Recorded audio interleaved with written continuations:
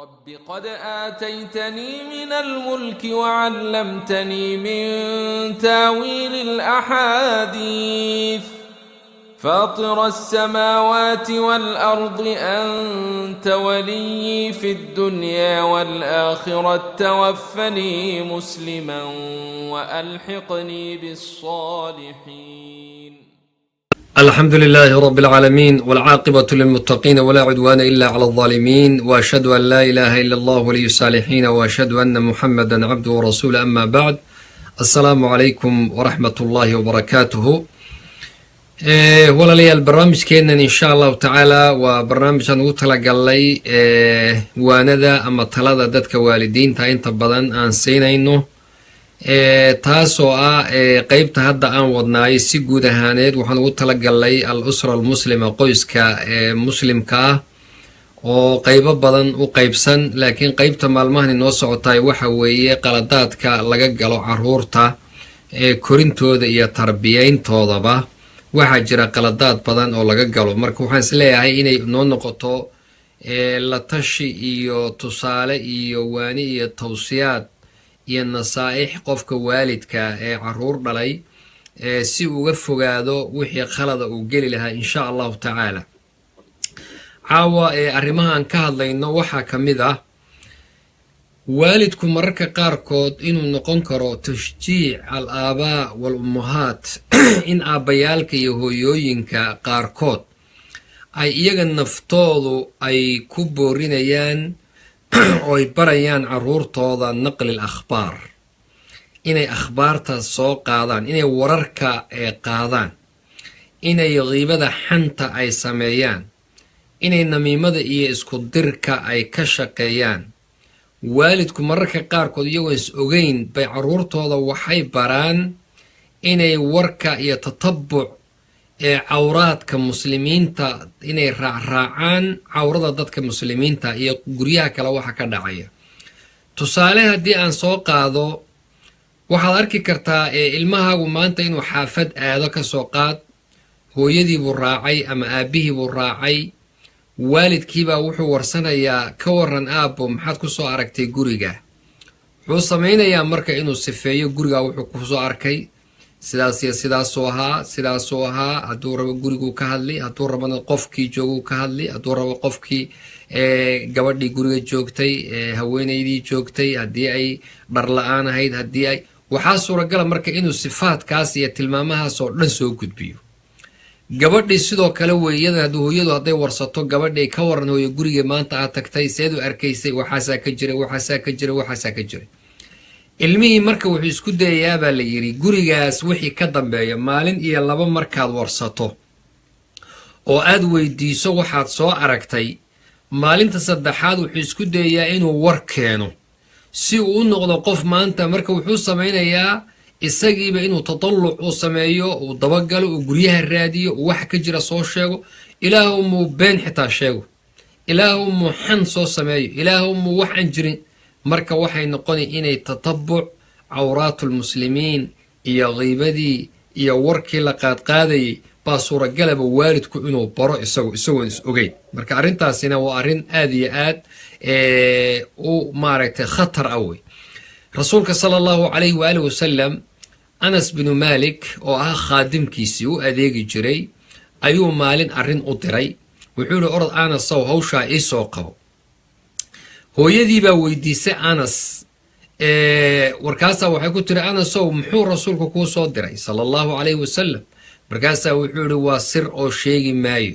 iyaduna way kula dardaarantay, waxay tiri sirta rasuulku kuu dhiibay ha sheegin, cidna ha u sheegin. bal u fiirso marka waxaa weeye in ilmaha la baro aadaabta iyo akhlaaqda fiican, waalidku inuu baro waa lagama maarmaan. arrinta labaad oo khaladaadka ah oo waalidku isagoon uu galaya waxaa ka mid a kathratu ghiyaab al abi can ilmanzil maraat oo kale. aabbuhu in hooyooyinka aabbayaalka uga badan inay guryaha ka maqan yihiin. meelu jira ma taqaanin, shaquu aabbaha qaar ka imaanayaa, shaqada markuu ka yimaado suuquu iska aadayaa, wuxuu iska fadhiisanayaa gaxwooyinkuu fadhiisanayaa, meelaha odayaashu isfadhiyaan buu fadhiisanayaa, bbcduu ag fadhiisanayaa, banooniga ka socda maaragtay cafeteriyaadka iyo meelaha makhaayadaha ayuu tegayaa starbucksku fadhiisanayaa almuhim qolo walba meesha fadhiga u ah odaygii marka shaqo ma jiro reerkii ma jiro carruurtiisi waa ka maqan yahay war kama hayo meel kaluu fadhiyaa khiyaabka iyo maqnaanta waalidku marka uu ka maqan yahay carruurtii waxaad ogaataan waa khalad aan ka gelayno carruurtii firaaqaas iyo goobtaa soo baxday na wuxuu noqonayaa inay ilmihiina iyaguna ay ka faa'iidaystaan oo xumaan kale ay ku buuxiyaan oo waxay rabaan ay sameeyaan walidaalika ayaa wuxuu yidhi nin la odhan jiray axmed shawqi oo adiibul ahaa gabayaana ahaa laysa alyatiimu man intahaa abawaahu min hami alxayaati wakallafaahu khallafaahu daliila ina alyatiima huwa aladii talqa lahu umman takhallat aw aban mashquula yacni agoon yaa la odhan karaa yaa yatiim iyo agoon la dhihi karaa agoon waxaan u naqaanaa ka aabihii dhintay baan u naqaanaa sowma ah yatiimul abaweyn haddii la yidhaha waa ka aabihii hooyadii ay dhinteen laakiin midka isaga naftiisu aan waxaa weye lamidka ah ama aan ka roonayni midka ay dhaleen hooye iskaga tagtay oo tuurtay iyo aabbo ka mashquulay oo isaguna gaxwooyinka ka fadhiistay marka haddii labadaas ay carruurtii u dhaxayso hooyana waa ka tagtay aabbana waa ka tegay waxay noqonayaa yaa korinaya carruurtii yay ridaaci intay ka helayaan sayka xanaankii awe jacaylkii aabbihii hooye intay ka helayaan dayib walidaalika ayaa culimmada tarbawiyiintu waxay yidhaahdaan ilmuhu marka uu naaska hooyada uu nuugayo uu jaqayo ma nuugayo keliya caano bal wuxuu la nuugayaa alcadfu waalxanaan waalraxma raxmad kale ayaa ku socota bilaahi calaykum bal waxaad xusuusataan hooyo walayba xusuuso aabbaha arag markii ilmahaaga hooyadu nuujinayso oo naaska afka carruurtu ay ku hayaan oy halkaa dhabtaa intay gashato oo hooyadu gollanka carruurta ay gashato halka ay ku haysato meel dugsi ah oo wanaagsan oo yuu ilmihii yuu ku jiraa wuxuu dareemayaa alamaan waxa la yidhaha alamaan nabadgeliyo mantiqa yacni goob aad iyo aad muhim u ah oo ammaan ah ayuu dareemaya markaasaa laga yaabaa ilmihoo naaskiisii nuugaya inuu maaragtay isagoo faraxsan marka qaar qofka kale u fiiriyo oo aabbaha saa u soo fiiriyo marka waxaa weeye ilmuhu halkaa uu ku jiro waxaa loogu talagalay aabbaha iyo hooyada dhalay inaynan ka mashquulin wakhtigoodana ay siiyaan ayaa ka mid a tarbiyada saxa ah akhtaa' tarbawiyana waxaa la odhan karaa markii sidaas oo kale looga mashquulo waxaa ka mid a masaa-isha caawa aan qaadanayno waxaa la yidhahda alihtimaam bibinaa'i aljismi wa nisyaani alruux yacni in ihtimaam weyn la siiyo oo qofku uu aad iyo aad muhiimad u saaro inuu ilmaha jirkiisa la dhiso laakiin ruuxdiisa iyo maaragtay qalbigiisa iyo akhlaaqdiisa aan la dhisin taasina waa arrin adag oo kale weeyaan waxaad arkaysaa in ilmaha wixii cuntadii loo diyaarinayo laga fikirayo la shaqaynayo cabbitaankiisii loo diyaarin dharkiisii loo diyaarin gurigiisii loo diyaarin laakiin la diyaarin maayo ruuxdii iyo noloshiisii iyo akhlaaqdiisii iyo maaragtay wixii uu baran lahaay oo fiicnaa qiyamkii la odhan jiray la diyaarin maayo waa la halmaansan yahay walidaalika nin gabayaa oo kale baa wuxuu yidhi yaa khaadima aljismi kam tascaa liraaxatihi qofkan u khidmaynaya ee ka shaqaynaya jismigan iyo jirkan kore ka shaqaynayow ee meeqa ayaad hawshan ka shaqaynaysay atcabta nafsaka fii maa fiihi khusraanu waxaad naftaada ku dhibtay wax iska khasaara jirkan haddii la barariyo oo la cayiliyo oo cunto badan la siiyo hadda marna waa weynaana marna waa iska yaraanayaa waana wax ku saabsanba nolosha ruuxa ee harhka labadiisa gelin ah wax ku saabsan wey wadamadanna waabaad aragteen oo haddee buurida iyo maaragtay hilibkaa tirada badan ee dhibaato kale oo fara badan buuba leeyahay laakiin aqbil cala alruuxi wastakmil fadaa'ilaha fa anta bialruuxi laa biljismi insaanu baa layidhi qofku sidiisaba qof wuxuu ku yahay alruux naftaada iyo akhlaaqdaada iyo qiyamkaaga iyo wanaagaaga carruurta lagu tarbiyaynayo la barayo ayuu qof ku yahay ee qof kuma aha jismigan iyo jirkan weyn kuma ah marka waxaa la rabaa inaynaan ihtimaamka badan oo halkaanun aan jismigan la saarine xagga ruuxda iyo dhaqanka iyo qiyamka iyo akhlaaqda iyo ruuxan qof ahaantii laga dhigi lahaa inaan ihtimaamka weyn aan saarna insha allahu tacaala ayib arrinta kale oo iyadana aan qaadayna waxaa ka mid a alghafla yacni tarbiyada khaldan bay ka mid tahay can tarbiyati wa tark yacni in tarbiyada fiican aan halmaano ugana tagno dadka cadowga u ah oo laga yaabo ilmahaas wanaagsan inaynan u rabin sida uu yahay in loo daayo oo iyagaas ay wataan meeshay rabaan la aadaan waxay rabaan ay ku shubaan maarata waxay rabaan lagu aqriyo ilaan waxaa la yidhaahdaa ilmuhu marka uu yar yahay waxaa la yidhaahdaa waa kal xajar sida dhagaxa haddii naqshi lagu sameeyo wax lagu qoro sidaa uga muuqanayo ayaa qofka yarna wixii la xifdisiiyo iyo wixii loo sheego ayuu maarata xusuustaa bal waxaad isweydiisaan qof walbow waanan aaminsanahay inaad tattafiquuna maci aad igu waafaqaysaan qof walba waxaad xusuusataa sanooyinkii hadda ku dhaafay qof weyn baa tahay sanooyinkii hadda ku dhaafay wixii ku maray waxyaabo badan ma xusuusatid waxaa laga yaabaa in lagu yidhahdo sanadkii noocaasa 3 sano ka hor waxaa ma garanaysa laakiin markaad yarayd ee 5 jirka ahayd ee 6 jirka ahayd ee 7 jirka ahayd wixii aad samayn jirtay baa ku wada hor yaalla bal u fiirsada ilmihii yaraa ee la ciyaari jirtay wixii aabbihii hooyo ku oran jireen wixii adigu aad samayn hadalkii waagaa lagu yidhi qofkii ku dilay ama wax ku yeelay qofkii waagaas aad carruurta ahayd weli hortaaday taallaa laakiin markaad weynaatay wax walba waad halmaamaysaa walidaalika ayaa waxaa la rabaa qofka tarbiyada intuu ruuxu yar yahay ayaa qarsi lagu sameeyaa laakiin haddaan inagu dayno dad kale ayaa qaadanaya ilmaha ay ka soo qaad public school buu dhigtaa maalan tusaale saacado badan buu maanta jiraa intaasoo saacadood saaka subaxii baad ku tuurtay galabtuu ka yimid isagoo dhacdhacayo cuntada la soo siiyey iyo waxa maanta dhan lagu shubaayey war aadan ka haynin caawa markuu yimaadana ama meelbuu ku dhacaya ama tiifigaa laga yaabaa inuu hor fadhiisto oo isaguna macallin kale oo wixiisa kusii shubaya ah waxaa laga yaabaa homeworkii buu wakhtigiisa kadibna meelbuu ku dhacayaa berri sidiibuu ku noqonayaa wareeggaasuu ku socdaa dayib goormaad marka ka wardoonaysaa adiguna inaad wax ku rido ilaan ilmahani qalbigiisa wixii lagu rido maanta ayaa berri soo baxaya goorma adna wax ku shubaysaa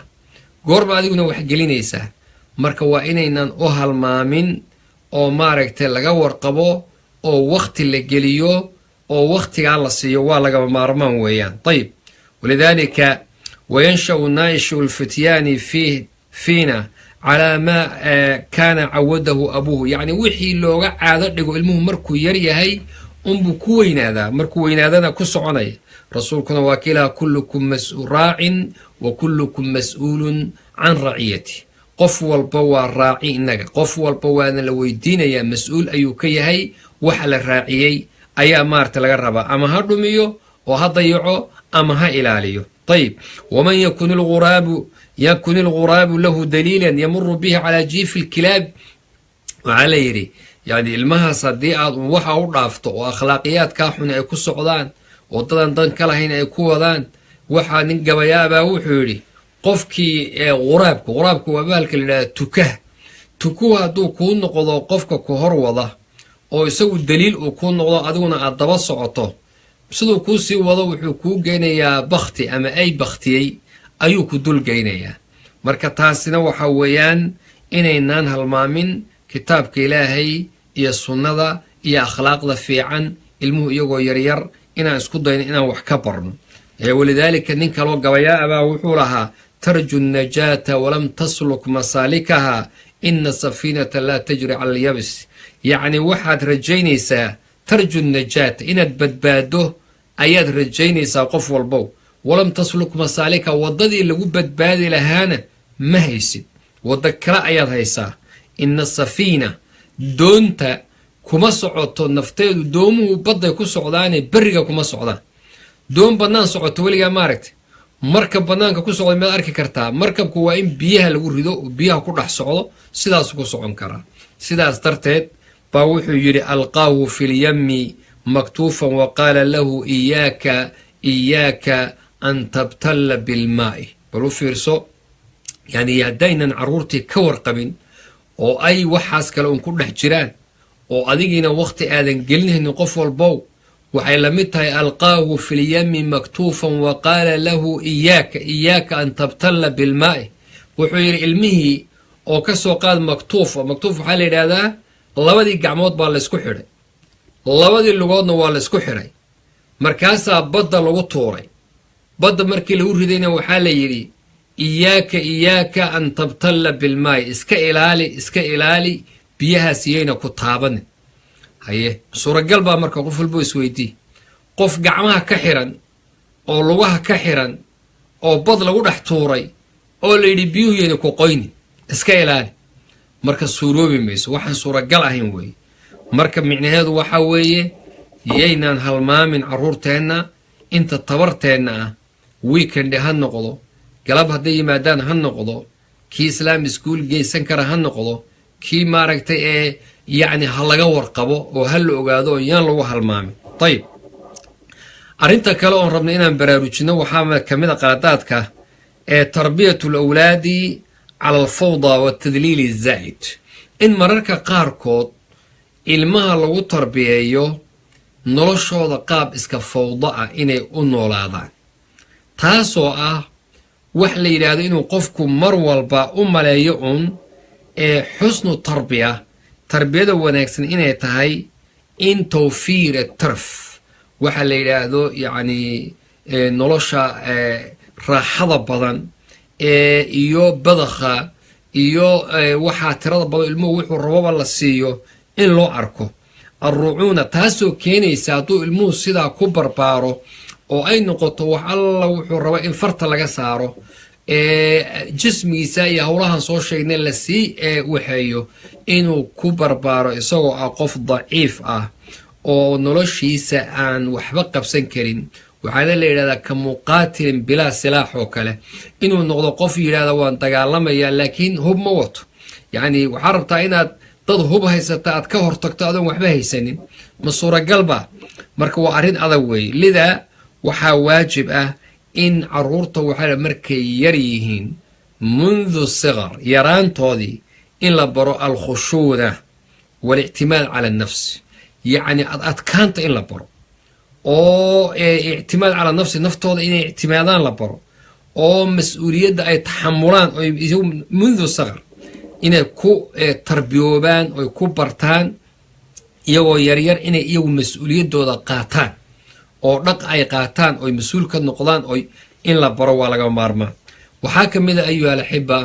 waxyaabaha khaladaadkoo laga galo tarbiyatu alawlaad calaa xubi dunya waalcamali min ajliha arrintan waa arrin iyaduna muhiimaddeeda leh bacdu alaabaa wa bacdu alummahaat ayaa waalidka qaarkood carruurta wuxuu ku tarbiyeeyaa wax la yidhahdo xubu dunya in adduunka ay jeclaadaan inay u shaqaystaan adduunka uun darti inay u shaqeeyaan inay laga yaabo xitaa ay ku dilaan waad aragtay hadduu iskuulkii ilmuhu uu ku dhaco hadduu maadadii xisaabaadka uu ku dhaco haddii uu maaragtay sayniski ku dhaco in lagu dilo oo lagu dagaalamo ee loo qabto maaragtay waxyaabihii uu kala macallinkii khusuusiga ahaa iyo tuushankii howlo kale loo qabto lagu dadaalo daba ordo maadadii diiniga ahaa dan lagama leh akhlaaqiyaadkiisii kale dan lagama leh salaadiisii lagu waxayn maayo soonkii lagu waxayn maayo akhlaaqdii fiicneed dan kama leh laakiin wuxuu aabbuu xanaaqayaa ama hooyadu ay xanaaqaysaa hadduu ku dhaco maadadii xisaabta hadduu ku dhaco maadooyinkii sayniska hadduu ku dhaco marka taasna macnaha ka socdaa waxa weeye in loo tarbiyeeyo min ajli dunya balu fiirsada bilaahi calayk markaadan salaadii ka xumaanaynin hadduu ka tago ee aad ka xumaanayso markuu maadkii iyo ku dhaco xisaabaadkii micnaheedu waa maxay ومن أجل الدنيا درتد إن علمه أكرسه أي نقنيسا في حين والله سبحانه وتعالى نجلها اللي صلاتي لا نجلها اللي أول لها حتى تدبجرنها لو أمره أو أن تكلوا هذا أو صلاة أمر وأمر أهلك بالصلاة واصطبر عليها يعني أمر ليري أو عم بيدي هو رسالة لو أمر يركينا ولذلك رسولك صلى الله عليه وسلم وكي الدنيا مركو كهلي تعيسى عبد الدينار تعيسى عبد الدرهم تعيسى وانتكس أيوري صلى الله عليه وسلم هلاك سمو وهلاك سمي قفك الدينار يا شيلينك أدونك هو شيلينك أيو أدونيه طيب وكسي هذا الرسول صلى الله عليه وسلم وعيد هديلس إن أعطي رضيع هديلس سيو رالمون قنايا هديلو ديدنا سخط وعرونيا بالله عليكم ضدك ضد بدن قف والبوبلو فيرسو صاحب بدا فيرسو مجرى ضد هداد ما أنت وحسيسنا كوفر حية أو كلبت بدنايا أو مارتي قصل كيسا ديابيسو هدي وحلسين ويانا حناقصا oo iskaga tagay xitaa diintii iyo masaajidda hadduu rabo iskaga tagay khayraadka iskaga tagay oo maaragtay adiga ku nacayo oo ku goynayo oo ku salaamaynin Soomaalida dadka Afrika jira misaal aan soo qaadano Afrika dadka aad looga soo wacay haddii inta lagu soo waco qofka aad lacag u dirto waa faraxsan yahay uu ku salaamaya hebel iyo heblaayo waa dad fiican waa qof wanaagsan haddaad beriya laba u goyso oo u diri weydo maalinta dambe waa ku caayaya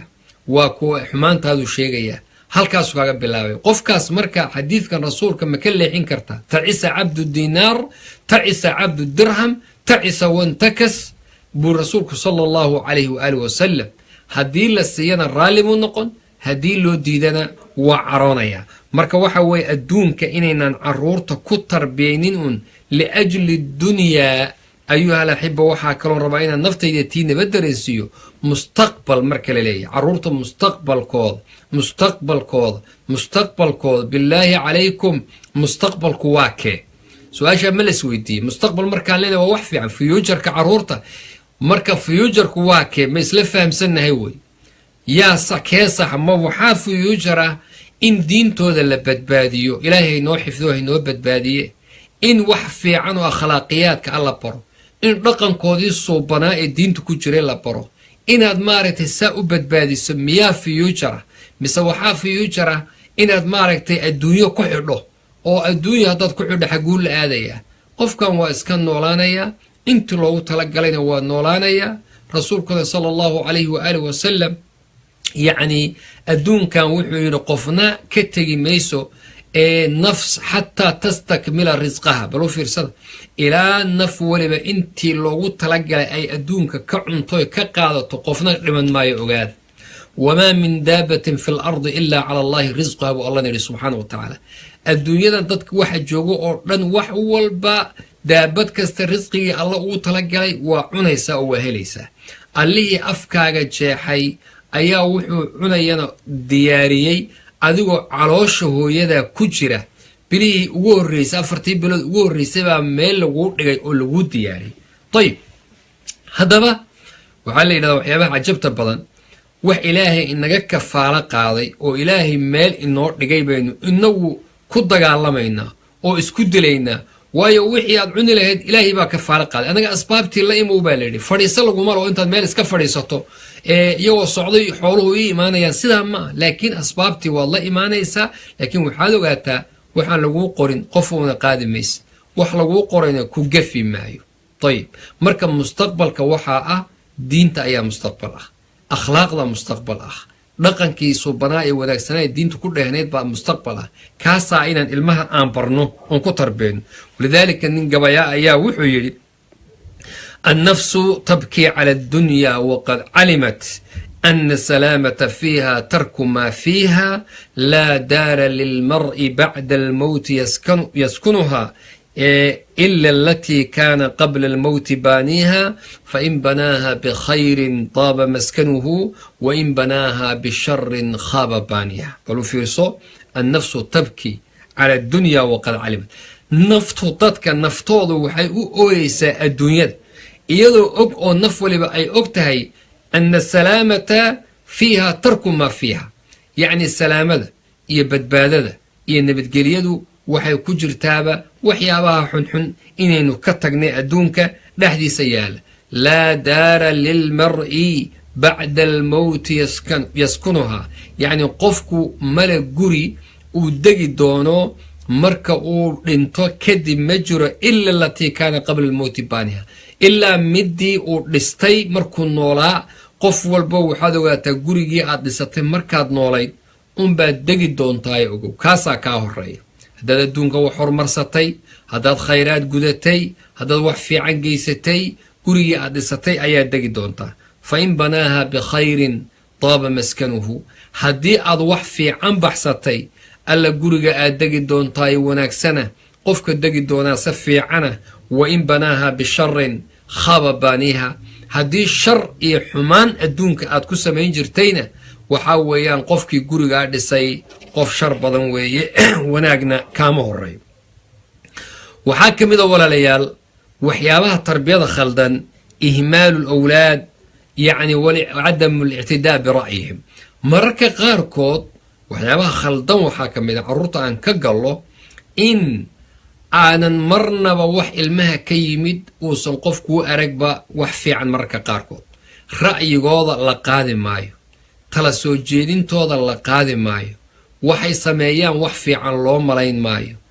maxkuumun calayhi bilfashal baa la yidhaahdaa. waxaad ku sii xukumaysaaba inuu fashilmay, waxaad ku sii xukumaysaa inuu wuxuu sameeyaba wax jira aan ahayn, kolba wax fiican maadan samaynin ayaa le. ilmahaagiibaa wax soo qabtay, kolba wax fiican ma samaynin. gabdhaha aydaad mithaal ku soo qaato, hooyadood waxaa laga yaabaa waxay u dirsanaysaa carruurta orod guriga soo hagaaji, ama soo gogol, ama orod alaabta iga soo dhaq, ama fulaan, ama jikadii ka soo shaqey. waxbaad u dirta carruurtii. markaad u dirta way soo qabteen, ilmahaagi waa faraxsan yahay, shaquu soo qabtay isagoo faraxsan oo soo dadaalay, oo u baahan inaad ku ammaanto, inaad ku tashiiciso, inaad jazaaka allahu khayr dhahdo, inaad hadiyad ku siiso, inaad ugu ducayso, inaad kuwa markaasa waxaad leedahay haye ma soo qabatay? haa. haye kolba wax fiican maada qabanine orod baad leedahay, kolba waxbaad soo kharibtay, kolba waxbaad soo samaysay. haddaba kelimaadkaas way dhaawacayaan carruurta ayuha alxiba. waxay inooga baahan yihiin inaan ku ammaano. atashjiic baa la yidhahdaa, waa in la ammaano, waa laga maarmaan wey. walidaalika hadda kahor waxaan soo qaadanay 5 jeer maalintii 1 ilaa 5, 1 ilaa 5 inta u dhaxaysa inaad ilmahaaga maalin walba aad ammaanto. waa arrin muhiima wey inaad ammaanto. walidaalika baa dadka waaweyn ammaanta iyagaa jecel. maxaad ilmaha yararkaa ugu diidan tahay? adigu waad jeceshahay in lagu ammaano. gabadha odaygeedu inuu ammaano aad baad u jeceshayn gabdhaha. odaygaagu markuu ku arkaba uu ku ammaano, adiga naftaadiibaa niyadaadiibaa kor u kacaysa. ayib ilmahaaga yar maxaad u malaynaysaa se u saamaynayso? haddaad wuxuun ka sheegtase se u saamayn maxaad u malaynaysaa? marka waa inaan ra'yigooda qaadno, tala soo jeedintooda qaadno, wax weyn laga dhigo. ayib waxaa ka mid a waxyaabaha khaladaadkoon ka gallo assukhriya, awlaadda iyo carruurta in mararka qaar lagu jeesjeeso oo maaragtay khata'ooda. maalan waxbay galeen, waxbay khaldayaan carruurtu, waxbay khaldi yatacalamuun. u fiirso, waxaanay khaldayaan waa baranayaan. waxyaabaha cajabta badan waxaa weye ilmaha marka waxaa la yidhi somayda arag inay wax ay arkaan, ooy waxay arkaan intay bartaan ay tuurayaan. ilmahaga hadda ka soo qaad, lucbaad u keenta, waxyaabaha ay ku ciyaaraan carruurta baa loo keenay. wax yaruu saa u fiirinayaa, saacaduu haynayaa, marka dambe waa tuurayaa, waa jebinayaa, hadduu rabo waa iska tuurayaa. waxaa la yidhi arrintaas waxaa laga yaaba in adiga ku dhibayso. waad soo gaday, lacag baad ka soo bixisay, waana la jebiyo, waa la tuuray. laakiin haddii tarbiya ahaan la fiiriyo sidii saxda ahayd, waa sidan ilmuhu sameeyey, yatacalam. waxaa la yidhi already marka uu tuuraayo waa bartay, uma baahna marka mar dambe uma baahna. waxan wuu bartay, waa ka gudbay. inaad ku celcelisa markama wax cusubuu raba uu barta. haddana haddaad barta haddana waa tuuraya, waa ka tegayaa, mid kaluu sii baranaya. walidaalika marka la yaryahay, mar kasta haddaa arta ilmahaa waxay tuureen waa waxay barteen wey, way yaqaanaan, uma baahna marka noloshiisa waxaase waa qabtay. marka waxaa loo baahan yahay inaynan ku jeesjeesin. hadday khata ay galaan ama ay wax jebiyaan, inaan jeesjees lagu samayn. imaamu shaafici naseexa xitaa markaad u samaynayso, allahna subxana ya ayuha aladiina aamanuu laa yashar qawmu min qawmin casaa an yakunuu khayran minhum walaa nisaau min nisaan casaa an yakuna khayran minhum. منهن ولا تلمزوا أنفسكم ولا تنابزوا بالألقاب بئس الاسم الفسوق بعد الإيمان بلوفيس ربي سبحانه وتعالى حتى رجي الدمر كيبا آيات الله بضب لو كلا شيء يقول إنك كافر لهيد باليري إن هالمرعون سيدا اللي هذا واو الجماعة لكانوا هوينك رجي هالمر لأديك سدو بعدنا وحالي رجي نقولين اللغة الله لا يسر قوم من قوم عسى أن يكونوا خير ولا نساء من نساء عسى أن يكون خيرا من قولي بالله كلا شيء سباب كايسا اللغة جوجو oo aan la samaynin oo aan la isku jeesjeesin haddii nasiixa ay tahay xitaa carruurtaadii bartaa inaad wax u sheegto wax fiican baa rabtaa inaad sheegto maanta khalad buu sameeyey waxaa rabtaa inaad u sheeg goormaad u sheegi ma dadkii oo dhan oo taagan baad u sheegi ma kuwii kaloo fadhiyaad u sheegi ma martidii oo kula joogtaad u sheegi ilmahaaga waxba xilligaa ha u sheegi ka aamus dhowaan soo qabo gooni u soo istaaji hooye arrintii aad samaysay khalad bay ahayd aabba wixii aad hadda samaynaysa khalad bayd imaamu shaafici raximahullah bal hadalku uu yiri ara wuxuu yidhi tacamudnii binusxika fi infiraadin wajannibni النصيحة في الجماعة فإن النصح بين الناس نوع من التوبيخ لا أرضى استماعه وإن خالفتني وعصيت قولي فلا تجزع إذا لم تعد طاعة يعني وحو كهذا لي نصيحة صدا يكفي عنها sida ay wax sheegu uu ku wanaagsan yahay wuxuu yiri haddaad rabto inaad wax ii sheegto oo ii naseexayso qof walbow finfiraadin anigoo gooni oo keligaya isku day inaad wax ii sheegtaan igadaa inaad wax ii sheegto anigoo jamaacadii iyo dadkii dhex fadhiya waxba ha ii sheegi haddii aad dadka dhexdooda wax iigu sheegto taas naseexa lama yidhaahdee canaan baa la yidhaahdaa mana jeceli inaad dhagaysto canaanta noocaasaad igu sheegtay dadka dhexdiisa haddaad khilaafta buuhi hadalkayga oo sida aad rabto aad ku socdo dadka dhexdiisa aad wax iigu sheegto hadda adiguna ha ka xumaanin oo ha ka argagixin haddii warkaaga aan diido oon iska tuuro marka muxuu ka wadaa imaamu shaafici waa ninka caalimka ahaa ee sheekha ahaa wuxuu rabaa inuu ku tusiyo naseexadu qof walbow ama ilmaha yar ha noqoto ama saaxiibka ha noqoto ama qof weyn ha noqoto ama labada xaaska isqaba ha noqoto naseexadu waxay ku fiican tahay gooni qofka oo ah keligii weliba marka u horeysa lama radiyo marka ugu horeysa lagulama boodo la iskuma dayo in horey laga waxeeyo in qofka jaanis la siiyo in la dejiyo acsaabta ay degto kadibna tartiib loogu sheego sidaasaa sax ayib ilmuhuna daweyba kasii xag jira waxaa ka mid a khaladaadka aan gallo almubaalaga fi ixsaani danni bilawlaad yacni mubaalaga waa in lagu xeel dheeraado in caruurta mar walba ixsaanu danni mala fiican inaad u malayso maluhu horta sidiisa waa in la wanaajiyaa fiican oo dannuu bilmu'miniina khayran baa dadka mu'miniinta khayr ha loo maleeyo laakiin waxaa laga wadaa caruurtaada dadka qaar soomaalida arag hooyooyinka qaarkood ama aabbooyinka qaarkood oo aan lagu karaynin ilmahaagii waxaan uu sameeyey hadduu macallinku maanta intuu yimaado ilmahaagii waxaan uu sameeyey ka yeeli maayo wiilkaygu ma samaynin buu leh gabadhaydu waxa aniga ma samaynin waa aqaana waa ogah marna suuragal maa inuu sameeyey haye xumaan kalaa maanta lagu arkay ilaahay inooga badbaadiyey caruurta waxaad arta caruurta waddankan wada arta waa iska hallaabaan jidadkaas istaagaan qashimay baranayaan marka qaarkood haddii looga sheego ma yeelayso hooyada tusaale gabadh waxaa lagu yihi gabadhaada markay aadayso iskuulka ama markay kullejka ay tegayso xijaabka waa iska bixisaayo intay ku tuurtaa intay meel gashatay la soo baxdaa dharkeeda kale dhowaana way soo qaata ma yeelayso waxay leedahay wax suuroobayama marka waxaa la rabaa ixsaanu dan yacni malaha tirada badan oo marnaba aadan u malaynin inuu khaladkani ka dhacayo caruurtaadii arrintaas waa arrin khaldan weeyaan marka ha u malaynin idaa haada alxad ilmuhu ma aha malag ma aha ilmuhu ma aha maaragtay qof macsuum ma aha meel adag buu joogaa wax walbaa ka dhici kara wixii laguu sheego si degdega intaad uga daba tagto isku day inaad saxdo inaad ogaato inaad xaqiiqsato waa tathabut mabda'a la yidhahdo waa wax fiican yaa ayuha aladiina aamanuu in jaa'akum faasiqun binaba'in fatabayanuu an tusiibuu qowman bijahaala fatusbixuu calaa maa facaltum naadimiin lama rabo inaad wax aan jirin aad durba qaadno lama rabo inaa inta war laguu keena aad iskala boodo tathabut ha la sameeyo ha la sugo ha la hubiyo laakiin adoo hubinaya haddana ha soo istaagin ilmahaygu waxaa ma sameeyo un ha soo istaagin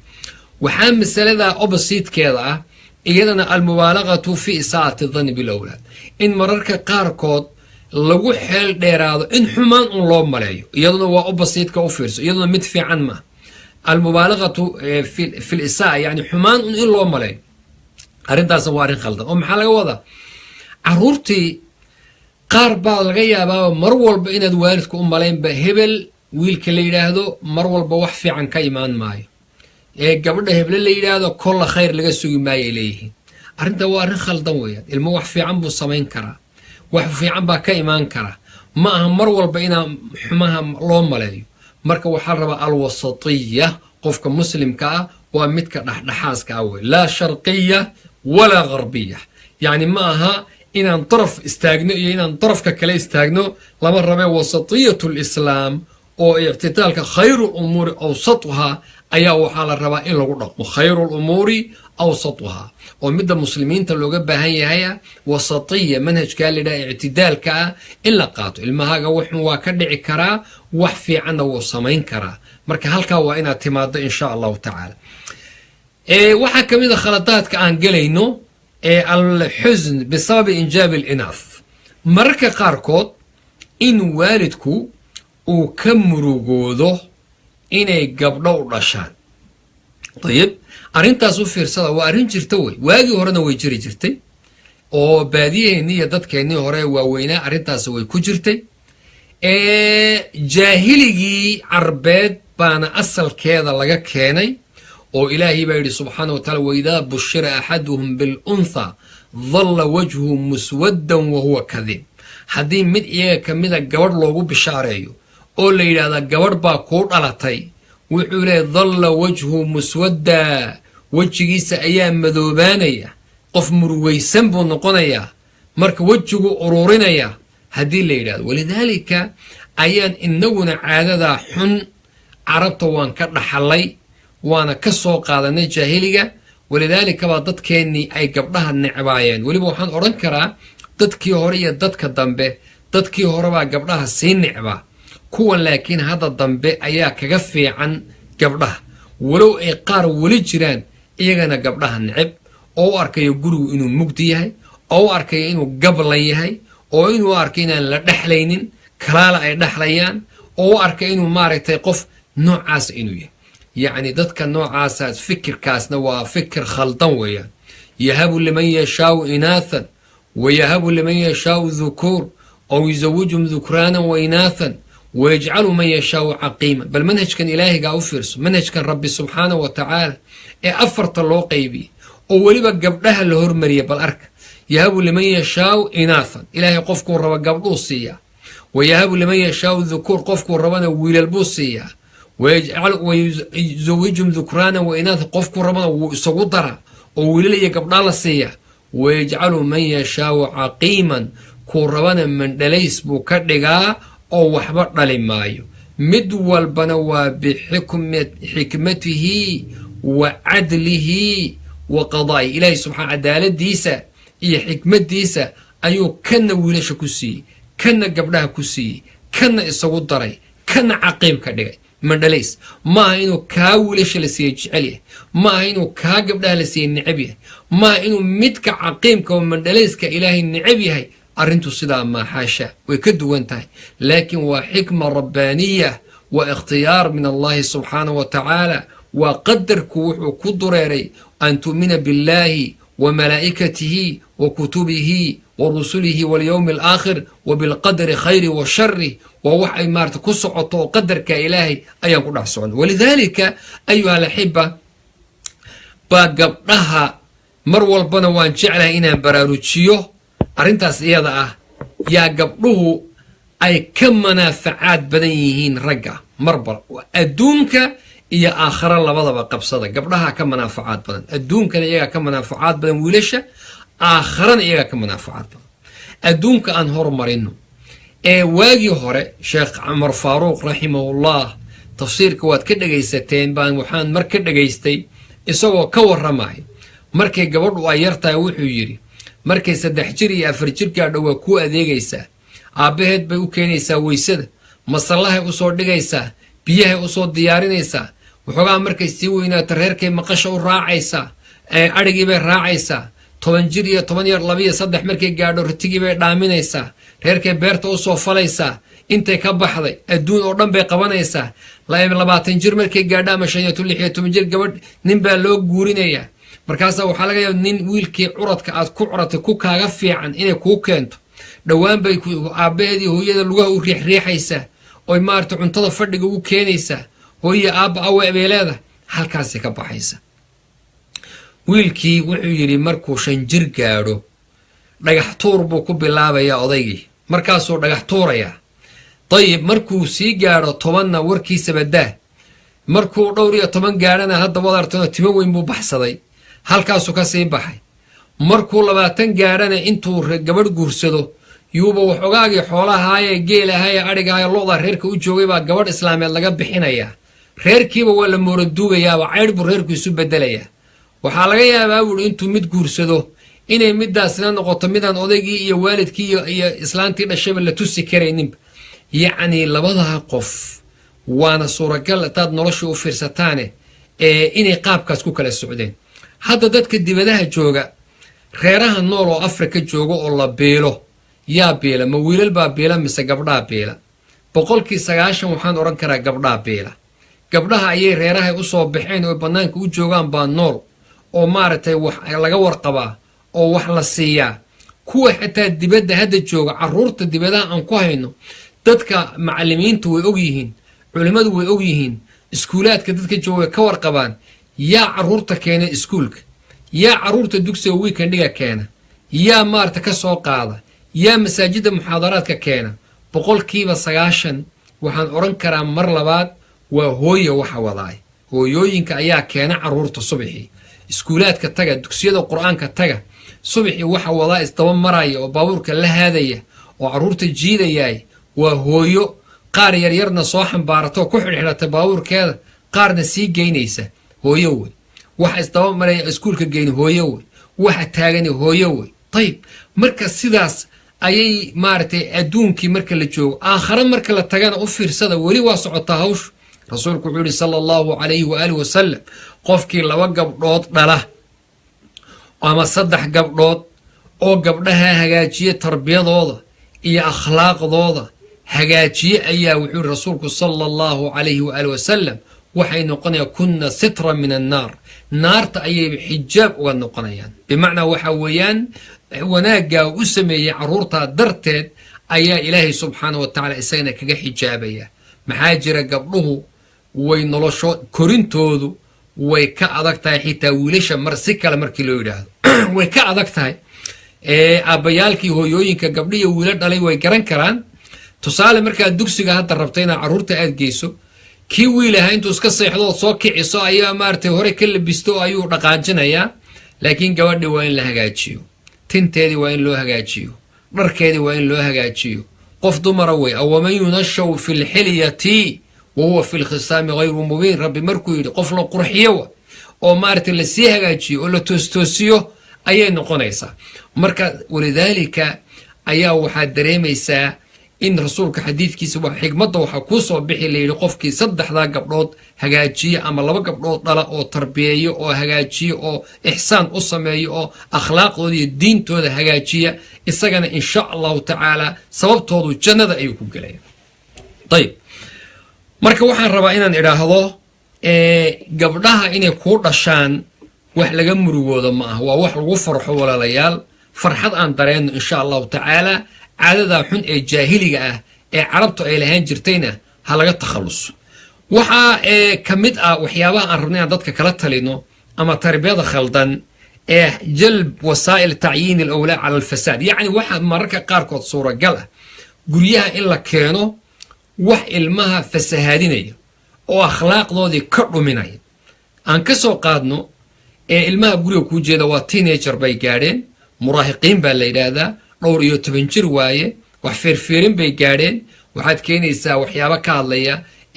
maaragtay waxyaabo akhlaaqiyaadka xun ka hadlaya waxyaabihii dadkii qaawana oo kala sawiradii oo kala noocaas ka hadlaya waxa umuraha noocaas oo kala ah marka qaar aabaha iyo hooyada iyagaaba marka hawshan iyada soo gelinaya oo maaragtay akhlaaqda xun ayaa wasaa'ishii iyo wixii ilmuhu ka faa'iidaysan lahaa xumaanta ay ka arki lahaayeen bay keenayaan oo indhaha ay ku dhufanayaan. khayrukum man tacallama alqur'aana wacallama badalan can hada kaa bedelkiina akhlaaqda fiican marka aan barna insha allahu tacaala gurigana wax fiican aan keeno. meeshaad ka keeni lahayd aflaam filinkii iyo waxyaabihii akhlaaqda xun ay ka arki lahaayeen iyo heesihii iyo qashinkii iyo wixii qaawanaa iyo u keen cajalado fiican wax fiican oo akhlaaqda dhisaya. akhlaaqdu way tiro badan tahay. ashujaaca geesinimada ka mid a inay bartaan, karamka iyo waxa la yidhaahdo sakhinimada in wax la bixiyo, wax ka hadlaya si oo dadkii oo maaragtay wax la siinayo, wax akhlaaqda fiican ka hadlaya baa la rabaa in ilmihii lagu tarbeeyo. waxaa ka mid a ayuha alaxiba waxyaabaha khaldan ficlu lmunkaraat amaama alabnaa, inaan caruurta hortooda lagu sameeyo munkar. munkar waxaa weye waxyaabo khaldan in lagu sameeyo. tusaale haddaan samayno, caruurtii baa waxay arkayaan oo kaaga jeedaan wax khaldan ay kaaga arkaan. aabbihii baa sigaarka ku hor cabaayay oo hortooda ku cabaayay, qaadkiibuu ku hor cunayaa. hooyadii baa hadday rabto dhar yar oo maaragtay ku hor gashanaysa oo iyadoo qaawan bay rabtaa inay ilmaheedii ay fiirsadaan oo arkaan. marka amaam munkaraad kalaa la samaynayaa. labadoodii aabbihii hooyadii baa hadallo xunxun isu celinaya oo isku caayaya oo isku aflagaadaynaya, waalidkii kalea la aflagaadaynaya. marka waxaas inay arkaan oo ilmaha hortooda munkar lagu sameeyo iyaduna ma. kathratu lmashaakil waxaa ka mid a waxyaabaha khaldan mashaakilka tirada badan oo aabbaha iyo hooyada dhex mara oo caruurtuna ay fiirsanayaan oo dayb ay arkayaan. waxaa ka mid a inuu aabbuhu hooyada hadallo xunxun ku yidhaahdo. waxaa ka mid a hooyadu inay aabbaha hadallo xunxun ku tiraahdo. ilmuhu wuu dhegaysanayaa, qarsi bayna ku noqonaysaa, way ku tallaalmaysaa qalbigiisa, dhaawac ayayna ku noqonaysaa qalbiga ka gaadha uusan halmaami karaynin. waxaana suuragala inuu ku fikiro inuu guriga isagaa ka cararo oo iskaga taga ayuu marar badan ayuu ku fikirayaa. marka iyaduna waa waxyaabaha ee tarbiyada khaldan ayay ka mid tahay. caawa insha allahu tacaala waxaan ku gebagabaynaynaa qaybteennan iyadoo aynay inoo dhammaanin weli qaladaadka laga gelaya caruurta. yaa waxaan rabaa inaan kusoo gebagabeeyo caawa alghafla can tasarufaati alawlaad, inaan khafla in la halmaan aan kaga jirno tasarufka caruurta iyo waxay samaynayaan. waxaa khalada in la halmaansan yahay oon warba loo haynin. maxaa la rabaa in laga warqabo ilmaha wuxuu samayn, in laga warqabo qaabka u dhaqmaya, in laga warqabo mutaabaca in lagu sameeyo. laakiin mutaabacada waxaa la can bucdin, meel fog inay noqoto. yacni inaan wuxuu maxaad samaynaysay kan itus, taleefonkaaga yaa maanta ku soo wacay, lambarkan muxuu yahay, yaa intan wata, yaa fulaana, qolka in laga dabagalo, maxaa ku jira halkan khaanadan fur, jeebkaaga itus iyo boorsadaada ii fur. hada waxaa la yidhahdaa boolis matid adiga. boolisnimo ilmaha loolama dhaqmo. وهذه خلق وحاوي الماء انفرار كرديسة وكعررية ويان. لكن وحال الربا بدلا عن هذا يسوى أوسيء سندريمين إن لكن لا صعده متابعة لا صعده هذا خلال قلنا سفي عن الدجن لغة الصح عيال الربا. لكن إن شاء الله تعالى عاو انتاس أيام كوريا مرة إن شاء الله تعالى وحبضنا هرات سور دقيستين إن انت كبضن سيقاضنو. وجزاكم الله خير وبارك الله فيكم. السلام عليكم ورحمة الله وبركاته.